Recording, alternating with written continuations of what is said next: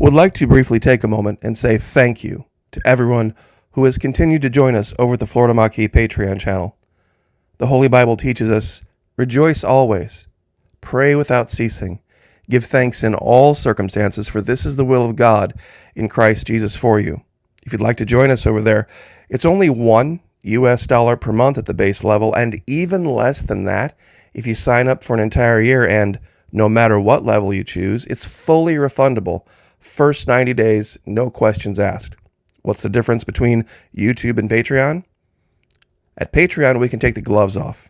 There are no censors. We have, of course, the Patreon firewall, and then we also have Vimeo that we're partnering with, and that gives us one extra layer of protection where we can speak our minds and we can take advantage of rights that we used to enjoy in this country freely. Would love to have you over there. There are hundreds of exclusive videos never before seen here on YouTube. Please, if you have the ability, would love to have you over there. You won't regret it. God bless all of you, and thank you so much. Off the coast of Chile, South America, there is an island referred to as Easter Island. And on this very remote island, there are these cryptic statues staring out over the water. Now, I'm sure many of you are familiar with this. It's been all over Discovery and History and different places. There is a location in Antarctica that mimics this very closely, and I would like to cover that today. Now, real quick, just to give everybody a scale on these things. Here's an average one next to a horse. But that's not the most important part that you need to see. The most important part about these is, even though compared to a man they're very large, when you look at the part of it that is buried, it is far, far larger. And of course this would have been a technique. People wondered, how did they stand up these huge slabs of rock and then carve them and all this? Well, I mean, it looks like they took them and they slid them down into holes and stood them up and then carved them and then covered them round, and just to give the imagery. Now, also, real quick, in China, and I'm sure many of you are aware of this as well, there is this thing there was discovered, this terracotta army. Buried in China were these throngs of statues, terracotta statues of warriors. Each one a little different than the next. They weren't carbon copies. Now, the reason for all this, there's been wide speculation, but the point being, this idea of burying statues or using that technique, why? Who knows? All I can do is show you that in Antarctica, there is something to be seen that is relevant to that. Now, just to give you an idea of where this is in relation to where we have been talking about recently. All right. Real quick, here is the place with the giant and the cave. This X marks the spot. This is the area with the Stargate. If you move just, I guess you would have to call it south because it's inland toward the South Pole.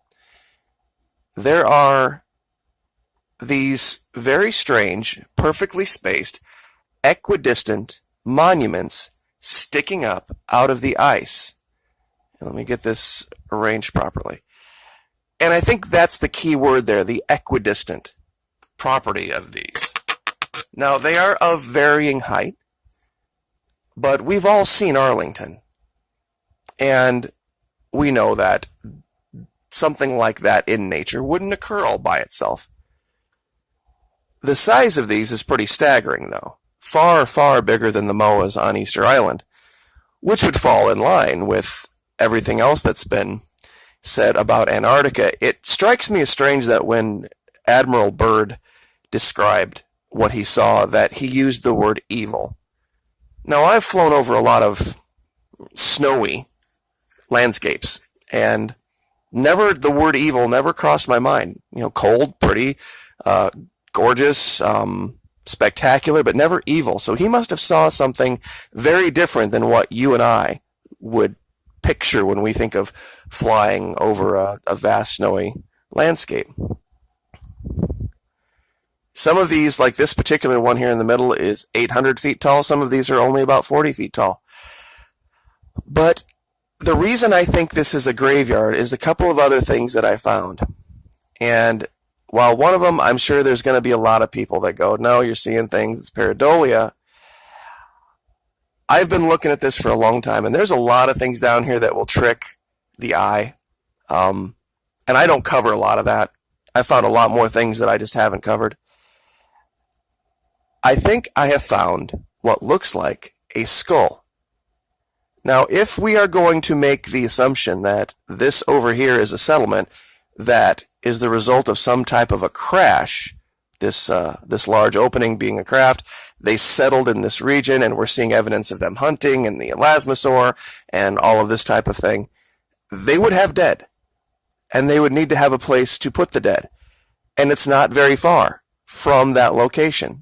This would make sense. Now, this is going to take some zooming in. I was looking at this particular one, what I believe to be grave marker. And I think just with time and with all of the wind and the elements, that we may have uncovered part of the body. And like I said, this is going to be very, very tough to get down to the level. The closest you can get eye altitude using Google Earth Pro is about 400 feet. And we are about there now. I'm not going to zoom it in because it takes it down to ground level. But if you look right here, I'll try to focus this as much as I can. And see if maybe I can turn the light down to get the contrast up.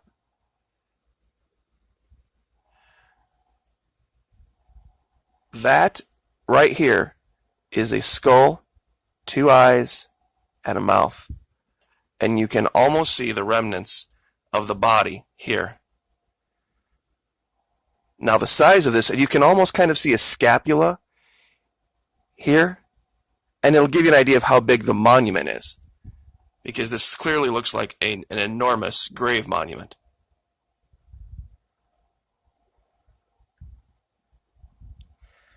The head is about, let me get down to this zoom level again without hitting the ground level. All right, there's 460 feet. Let's go ahead and get the ruler out. Measure this.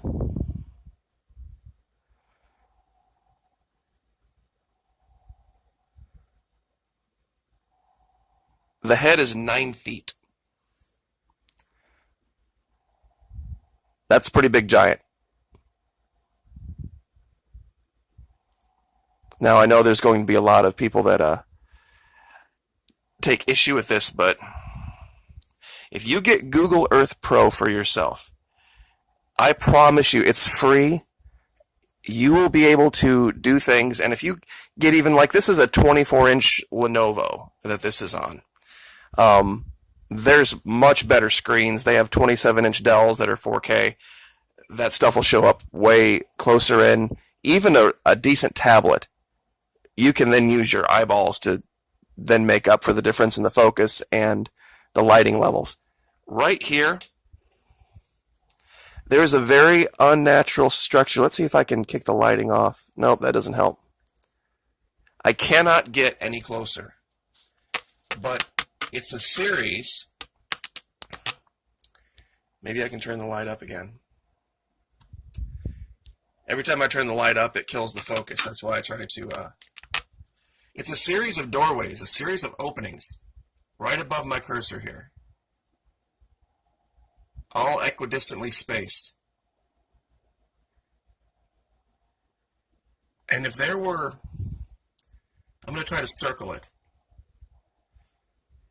If they had servants, humanoid, like us, this, of course, would have been something that they would have had put in place, just like they did in Egypt. Even after the pharaohs died, they had all sorts of plans for their afterlife that required the living to do things, and we saw this down in China too. So it's You know, like I said, you can speculate about this, but when you add everything together, and there's another structure kind of like it here, where you can see a couple of doorway openings.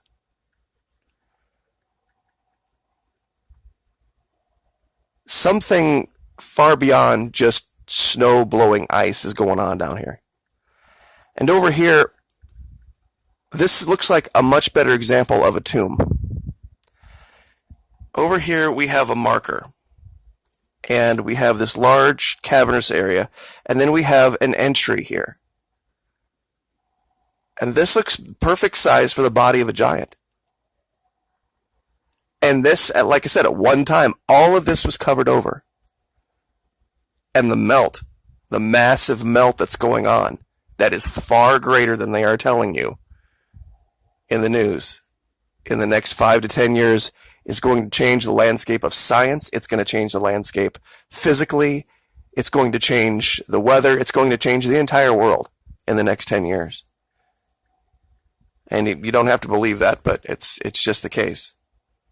If we even look 10 years ago at what was going on versus now, it's not even close. You can almost see right here this half moon shape, artificially constructed half moon shape for whatever reason. Now also, curiously enough, if you go to, this is Easter Island on Google Earth Pro, and you look, actually, pardon me, this is the web-based. Off the coast, there are structures that look like ships on the bottom of the seafloor. And I'm going to show a few of them to you. 1,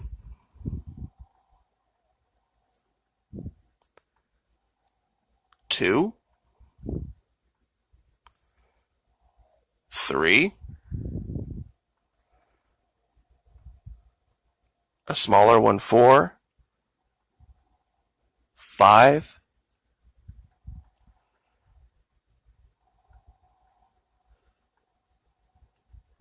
6, they're all over the place. 7, and of course, just randomly out here in the middle of the ocean, near this island where we have these types of statues that resemble exactly the statues that we are seeing in Antarctica and what looks like the crash site of a ship. The idea that this could be a coincidence is mind-boggling. That, you know, this little tiny island out here could have the same features and the same things going on that we see down here on this giant continent just randomly. Not a big believer in the random. And the more you look up close at this region where all of this is, you will see so much stuff that looks just like city streets, looks just like pathways and construction. Things that just would occur hand of intelligence, maybe not hand of modern man,